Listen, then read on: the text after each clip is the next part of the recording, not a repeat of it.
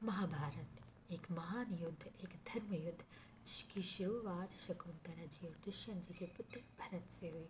भरत जो कि एक महान राजा थे, जिन्होंने दुनिया पर तो विजय पाई किंतु अपने मन पर विजय ना पा सके। तो पहुंच गए एक दिन एक ऋषि के पास और पूछने लगे कि मुझे किसको अपना युवराज बनाना चाहिए। फिर क्या सबके विरुद्ध जा कर्म को जन्म से बेहतर बता, महान बना दिया भरद्वाज को राजा। यही प्रथा पीढ़ी दर पीढ़ी दर चलती गई। फिर बने महाराज शांतनु। शांतनु जी वन में गए एक दिन शिकार के लिए और उन्होंने देखा नदी किनारे एक सुंदर स्त्री को। खुद स्त्री को देखकर खुद को ना रोक पाया और जाकर कह दिया कि मुझे आपसे विवाह करना है।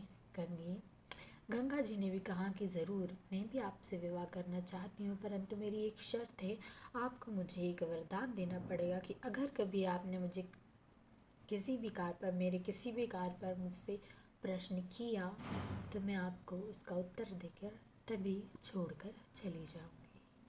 फिर क्या हुआ, जोश जोश में खुशी खुशी में शांतनु जी ने वचन तो दे दिया, खुशी खुशी शादी भी कर ली।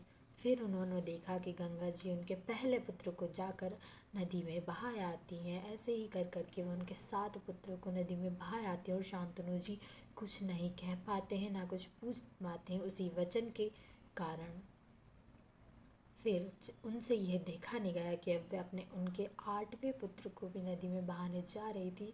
अपनी जिज्ञासा लालसा को छोड़कर उन्होंने पूछ डाला कि गंगे, तुम ऐसा क्यों कर रही हो? तुम एक माता हो के अपने ही पुत्रों की हत्या कैसे कर सकती हो?